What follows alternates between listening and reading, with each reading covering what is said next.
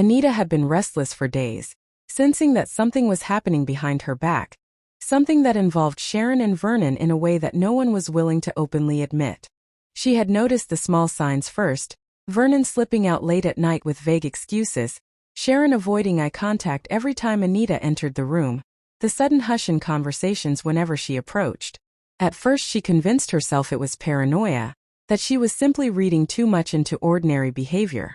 But her instincts kept warning her that this was different, that there was a secret so big it could blow apart everything. The explosion finally came when Anita accidentally overheard Vernon and Sharon whispering in the hallway outside the back office. Their voices were low, tense, urgent. Vernon kept repeating that, "It can't stay hidden forever," and Sharon sounded panicked, insisting that if Anita ever found out, the entire family would fall into chaos. Anita stood frozen, her heartbeat thudding in her ears, wondering what they were talking about. When Sharon mentioned her name, Anita shoved the door open, unable to hold back any longer. Shock swept across Vernon and Sharon's faces, and for several seconds, none of them spoke. That silence was all the confirmation Anita needed. She knew something enormous had been kept from her.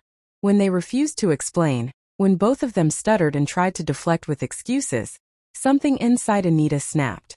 She demanded the truth, and this time Vernon realized he could no longer hide it. He finally blurted out the secret that shattered everything.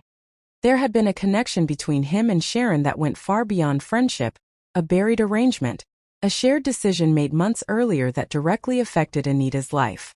Sharon had been covering for him, protecting him, lying for him in ways Anita never imagined. The truth wasn't just about betrayal. It was about manipulation, hidden motives, and choices that were made behind her back while she was left in the dark, trusting both of them. The moment Anita processed the truth, her entire world spiraled. She felt played, humiliated, and blindsided. The people she relied on the most had been sharing a secret that involved her deeply, yet they treated her as though she didn't deserve honesty. Anger flooded through her so intensely that even Vernon flinched.